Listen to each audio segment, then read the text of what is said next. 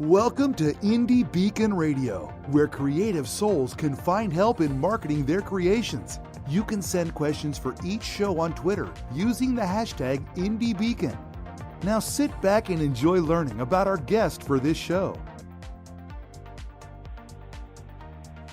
And welcome. We appreciate you joining us in this episode. We happen to have with us a gentleman who's won an award for a great book called, excuse me, can't even pronounce it, Arrows of Allah. It was for the 2018 Texas Authors Best Realistic Fiction Book. We will be talking about that book with Thomas in just a moment. And right now, I just want to welcome Thomas-Nichols to the show.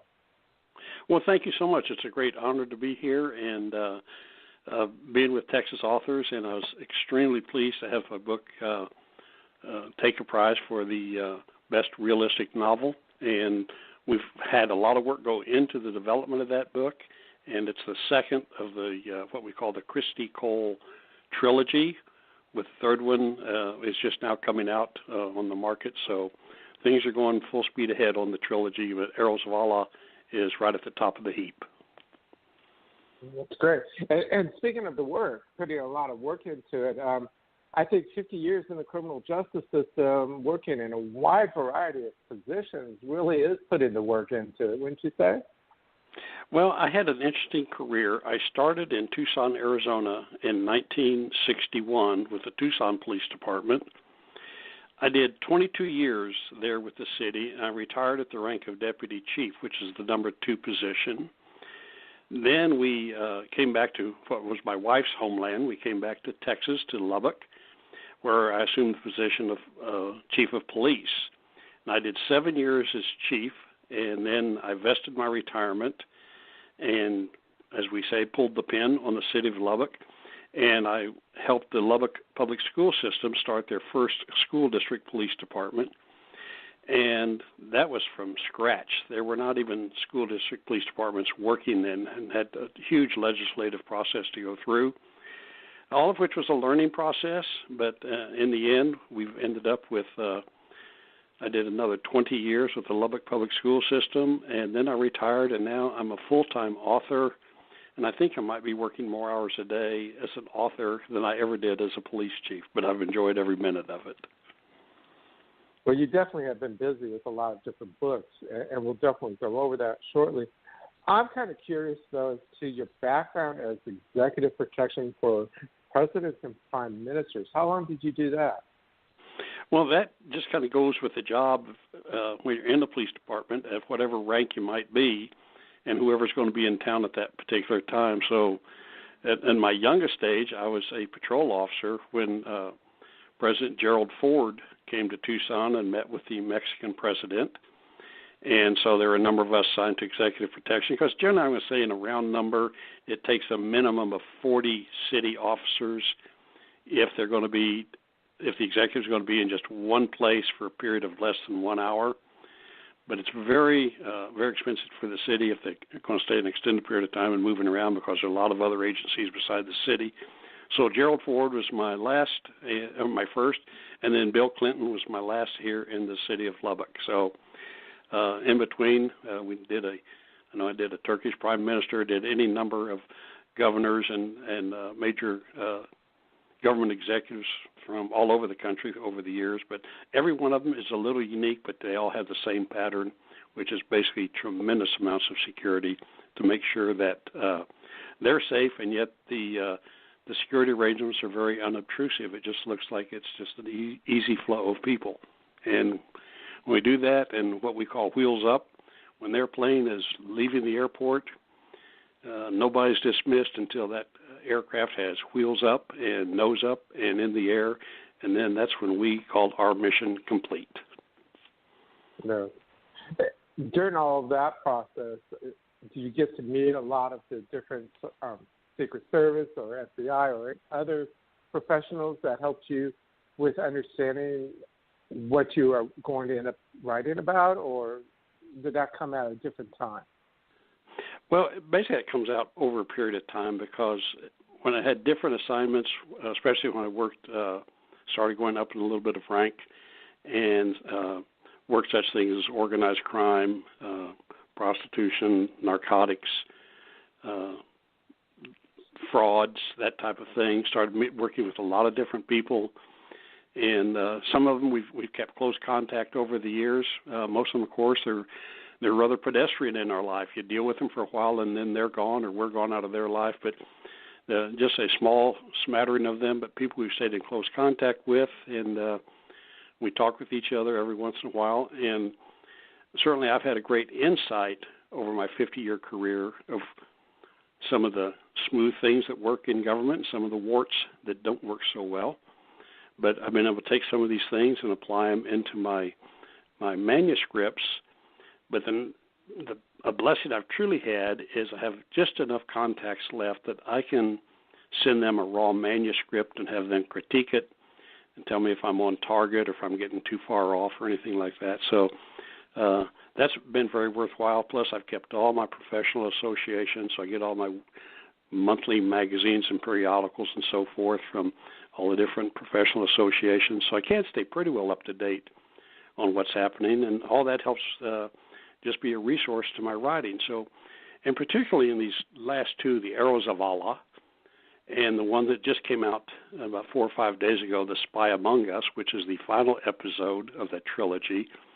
I've had good feedback. In fact, I've had outstanding feedback from people who are currently working in international undercover jobs, or people who did work that way, have retired, and just, because we're friends, they critique a little bit of my work and keep my nose on target, so to speak. So all of it is basically work-related, and what I've tried to do in all of these novels is bring together cold, hard facts and tweak them enough so that I'm not writing an actual book on a true incident, but I'm tweaking it into the point of a novel. And then I jump from fact to fact, or novelized fact, with some creative writing with the characters I develop. And every character I've had has basically followed somebody that I've personally known and worked with. So, again, I tweak them enough where no one may know exactly who I'm talking about, but I know who I'm talking about. And so it's really added a lot of realistic body to the manuscripts, and the proof was in the pudding with Arrows of Allah that it has done so extremely well on the market. Been a very, very pleasing book. So that actually brings up the question, as you mentioned, you have a lot of different characters that people and massage the characters and what have you. So for you, and you started this particular trilogy with Voices in the Fog, and the main character's name is Christy Cole. Why did you write about a woman in this type of storyline versus writing as a male? Well, interesting, because I enjoy reading, and I try to get guidance from what I consider some good writers. Stieg Larsson, Ian Rankin, but on the far end of that continuum is Zane Grey. And so that's certainly not a genre that I follow, but he has a wonderful method of prose, where the other two are, for me, good insight into writing international espionage or international mysteries. And so I got the feeling I wanted to write this international espionage, and as it turned out, it wasn't originally intended to be, but as I was developing it, continued to grow, so it became, instead of one book, it became a trilogy. But I did not want another James Bond type of character. And I thought, well, one way to do that is I'm going to make my primary character a female. And we're not going to have any of these magic cars that shoot darts out the back window or anything like that. It's going to be very, very realistic. And I've had the experience of attending the FBI Academy and special courses at the FBI Academy. And so I sent her to the FBI Academy and had her graduate. And at the top of her class, I had her drafted into what is, in fact, the real organization, the International Joint Terrorism Task Force. So they're real. And so then I took my fictional character, which is actually based on someone that I know, and I put her first into the book of Voices in the Fog, where she's investigating alleged corruption on the Supreme Court. We did well with the book. And then it took me a long time to put together the story of Arrows of Allah. But I try to keep the stories contemporary. And Arrows of Allah is about the war with the terrorist. And Arrows of Allah is not a phrase that I developed. I have had some backlash on that. Arrows of Allah, I found, is the terminology used by the Taliban and Al-Qaeda to describe their weapons, their RPGs that they fight the infidels with. Mm-hmm. They call those weapons their Arrows of Allah. And they used to have a website by that name, but it's not there anymore. So anyway, I took their own words and put them on the cover of this book, and that's the name of the book, is the Arrows of Allah. And it was a challenge because that book is set in Pakistan, so I had to take my white female in the mid-30s who's almost 6 feet tall and put her undercover in Pakistan, and that was a little challenge to do, but I got her there and went through the book. And as that book developed, I already knew where I wanted to go next because there was so much news about computer hacking, Russian hacking, WikiLeaks, Snowden, Assange. I thought there's a story there. And again, so I took a lot of facts, tweaked them all into the point of a novel, and then I took Christy Cole and I placed her in Moscow to interrupt the computer hacking and stop the computer hacking and bring it to a resolution that was reasonable for the American side of that debate. And so I had to stay very, very much in tune with what was happening with the Russian hacking case. It's in the news every day. And so anyway, I put Christy in charge of that in Moscow in an undercover capacity. And one of the things that my wife and I have been able to enjoy with our retirement is when I have a storyline, we visit the place where I envision the story taking place.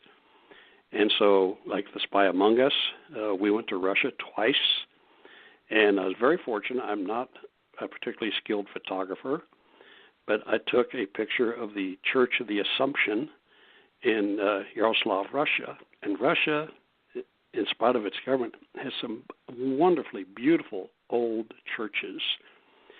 And my picture of the Church of the Assumption just happened to turn out perfectly framed with a war memorial in the foreground and the onion domes in the background. And I submitted that to the publisher and said, does this even come close to working for a book cover?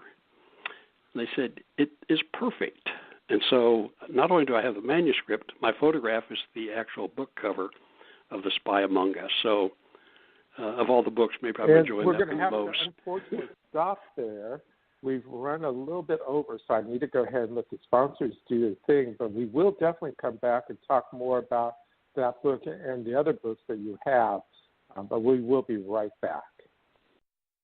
Do you love to read great new ebooks? Visit ebg247.com. Be the first to discover the next bestseller. At ebg247, we have the web's largest selection of great new book reads, from that amazing new fiction or nonfiction to horror, romance, and fantasy. We even have today's best children's books. That's ebg247.com. New books arrive daily, and all ebooks start at just 99 cents. If you love to read, then you'll love ebg247.com. Low prices, large selection, and an easy-to-use website. It's all only at ebg247.com. Headlines. Cryptocurrency vultures are circling around failing governments. Darknet predators are rushing to market with their newest digital product. They promise economic salvation, even as they coupon clips straight from your digital wallet. The newest techno-thriller installment from Breakfield and Berkey, The Enigma Source. Book 10 of the Enigma series continues the combat of cyber good guys versus cyber thugs set in today's digital landscape. A new online bookstore, IndieLector.store, is unlike any other. IndieLector.store offers great prices from top indie authors and supports authors at the same time by paying them more for their books. IndieLector.store has a readers club that gives you free books and special deals. Watch the IndieLector.store continue to grow before it opens in the fall of 2019 at IndieLector.store. Howdy, I'm John Cruder, the Midnight Marauder. I guess you might say that I'm a vigilante who rights the wrongs I see along my many travels to balance the scales of justice, especially those of the corrupt and murderous members of the Town Council of Bandera, Texas. You can follow my many adventures in a series of Midnight Marauder books written by Roy Clinton on Amazon.com and TopWesterns.com. Or, if you prefer, listen to my adventures in audiobook form by downloading them from Audible.com or iTunes. This is R. William James, the voice of the Midnight Marauder. Hello, Texas authors. My name is Randy James, coming to you from my Carrollton recording studio, where I spend time writing and producing commercials for my radio endorsement clients, as well as my private freelance clients. I'd like the opportunity to help you sell more books with a commercial like this and get listeners of Dear Texas Radio excited about your title, all at a special introductory price, available to members of the Texas Association of Authors. Call or text 214-762-1942. That's 214-762-1942. Love to read? Love to meet authors in person? Then check out bookfestival.network to find a book festival in your region of Texas. We are adding book festival events throughout the year, so sign up to get notices and even a coupon towards purchase of a Texas author's book. Sign up at bookfestival.network. Welcome to Indie Beacon Radio, where creative souls can find help in marketing their creations. You can send questions for each show on Twitter using the hashtag IndieBeacon. Now sit back and enjoy learning about our guest for this show. And welcome back. We have with us Thomas J-Nichols, who has written several books, and we were talking about his newest one, Spy Among Us, but it's also the third part of a trilogy, which started with Voices in the Fog and went with Allah's Arrows of Allah, his award-winning book. Welcome back, Thomas, and I'm sorry I had to cut you off there, but we do have those time restrictions. You mentioned the fact of being able to travel and see all these things. So did you actually travel then to Pakistan and the other Middle Eastern countries as you were writing Allah? We have traveled all of Europe and into the Mideast, did not go to Pakistan. We traveled in Israel, Lebanon, that area, Cyprus, but we did not go, just for pure safety reasons, up to the heart of the war zone. So, but we've always felt that to get the feel for the book, we had to be, if not in a specific location, at least as close as we could reasonably get, spend time on the streets where you're staying in the regular hotels, regular restaurants, talking to normal people, visiting everyday shops, and just to get a feel. And then the idea is to transfer that feel into a manuscript. And so even with Arrows of Allah set in Pakistan, no, we did not go to Pakistan, but we did travel the countries in that region, so we could certainly get a feel and found out about what real security is like. It was very, very tough security in that part of the world. I can imagine. So it definitely gave you a lot to work with. And through that process, what did you walk away with that really surprised you about the various countries you have visited versus what you thought you knew? Well, actually, probably the biggest surprise we had was in Russia. Like I say, we have been there twice, and we have really enjoyed visiting Russia a lot. I would not be hesitant to even go back again. Wonderful place to visit, but you never want to live there, never. But we really enjoyed Russia, and we took tours. We of course, we did kind of the standard tourist thing of the Volga River, and but we spent considerable time in Moscow and considerable time in St. Petersburg. Like all big cities, they certainly have their warts, but particularly St. Petersburg is just to us a very stunningly beautiful city, and we enjoyed it. And we found Russians very difficult people to deal with just on a casual basis, but nevertheless, we really enjoyed the country. Now, when we traveled to the Mideast on Arrows of Allah, probably the thing that most impressed us was I've been a cop for 50 years, but I never saw so much security in my life as when we were traveling in the Mideast. That I think every intersection of every road had at least 4 soldiers with automatic weapons everywhere we went. Unbelievable security. And you clear one security point, you go 100 yards, come to a second security point, and you're going through the same security process all over again. It would be very intimidating to have to live in that kind of country. And we found that there are a lot of different sides in the debate over there, and they all have some legitimate points, and they all have some very illegitimate points too. Very, very difficult place to live. Now, Voices in the Fog is set primarily in the greater Washington, D.C. area and also in eastern New Mexico. Well, I've spent considerable time professionally in the greater Washington, D.C. area, Virginia, Maryland, so I was very familiar with that. And, of course, now we live in West Texas, in Lubbock. And so eastern New Mexico is just a stone's throw away, so we visit that way very often, whether we're traveling out to Arizona, which is our old stomping grounds, or we go on a little vacation up to northern New Mexico and Colorado. So very familiar with all of these places. And I think familiarity with it and being able to transpose that understanding of the place you're in and bring that into the book is critical to the success of a book. I totally agree with you on that. The thing that surprises me is that you're doing so well with the series, but you actually have other books that you have written as well. The Third Dawn, The Sweet Emily, Color of the Prism. Those were, of course, your first books. And right. Did you go through that process of the initial writing and growing and becoming a better writer as you do each book? Absolutely. Color of the Prism was my very first book, and I spent 4 years in undercover capacity in Arizona, either as a lieutenant or a captain, with a large, very large overt and covert undercover operation.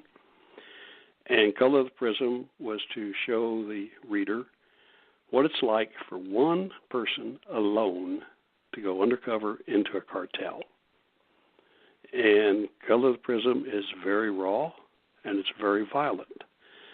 And it's also a role that whether federal, state, or local police officers are doing every single day and every single night. And I thought I could fictionalize. I took a lot of cases that I worked, put them together into one fiction story. And so basically it's a true story, but fictionalized, the role of one cop undercover on one investigation. But like I say, it's a very violent and very raw. Unfortunately, it's very realistic. And after I wrote that, I was almost having guilt pangs because I don't want to just be known as somebody who did that for a living. And so I hope I practiced my Christianity, and I wrote a novel on the life of Jesus Christ. And certainly not my bestseller, but it does sell twice a year in Easter and Christmas time. And it just kind of gave me a bit of peace of mind to move away from all that stuff that I wrote about. And once I got past that, then I went back to what I know, and that is police work. And I had personally worked 2 serial murder cases, and I had done a tremendous amount of research on major serial murders throughout the United States over probably the last 35 or 40 years. So I took what I know and what I could gather on research and put it together, fictionalized it, and I set a serial murder case running back and forth between the Dallas Metroplex and Tulsa, Oklahoma. And so, again, I follow one specific detective and his crime analyst that works with him, and then we have peripheral characters, of course, who are involved in this investigation of the serial murderer. So, for the most part, I have worked everything that I have written about, and in the most part, I've been to all the places that I've written about. And so I've just felt that that's given me a good insight and a good feeling into the geography and into the culture and the people that are there. And I think that's what's helped my books. So now I don't know where the next path will go.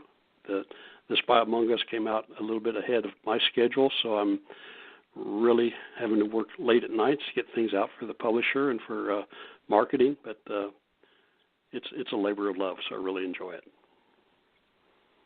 And I'm actually kind of surprised that you only did a trilogy for those books. Is there a reason you chose only a trilogy, or do you, in the back of your mind, maybe think there might be another one?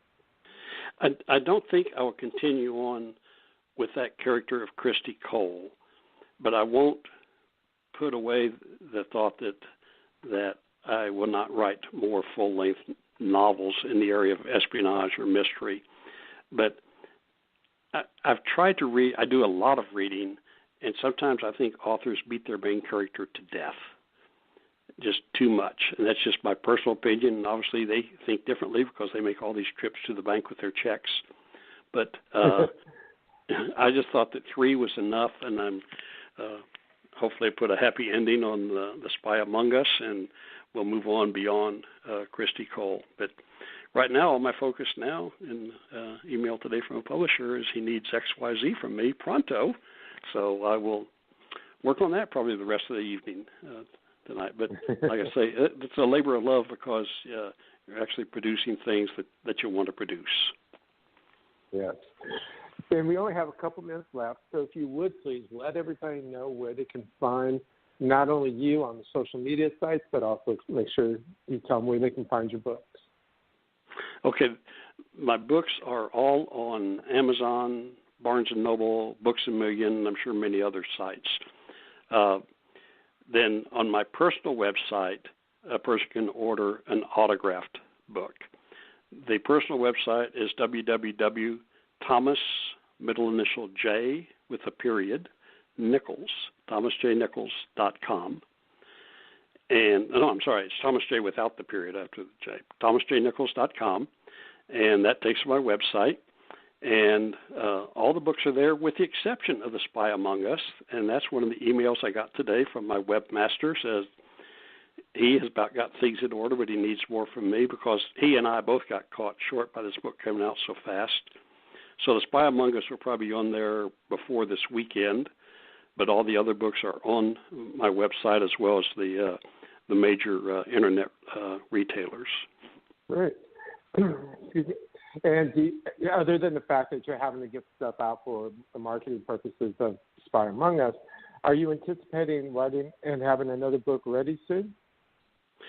Not too soon because, like I say, The Spy Among Us came out so fast, and I really did not look for it till the end of October.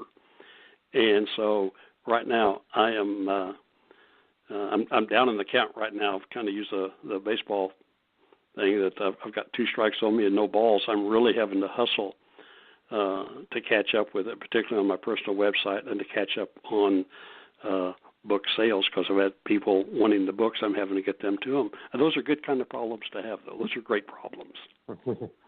Yes, they are. Well, great. Well, I thank you very much for your time, and we wish you best of luck, and I'm sure you'll do quite as well with The Spy Among Us as you did with Arrows of Allah. Well, thank you so much. It's been good to visit with you. Texas Authors is proud to be a supporter of IndieBeacon.com, a website that supports indie authors from around the world. If you are looking for help with marketing or getting published, IndieBeacon.com can assist you. Years of experience by the founder is available to any indie author looking for help. IndieBeacon.com, a place for creative souls to find help in marketing their creations. Thank you for listening to Indie Beacon Radio, where creative souls can find help in marketing their creations. To learn more about Indie Beacon services, to be a guest on the show, or to advertise on our show, please visit our website at IndieBeacon.com.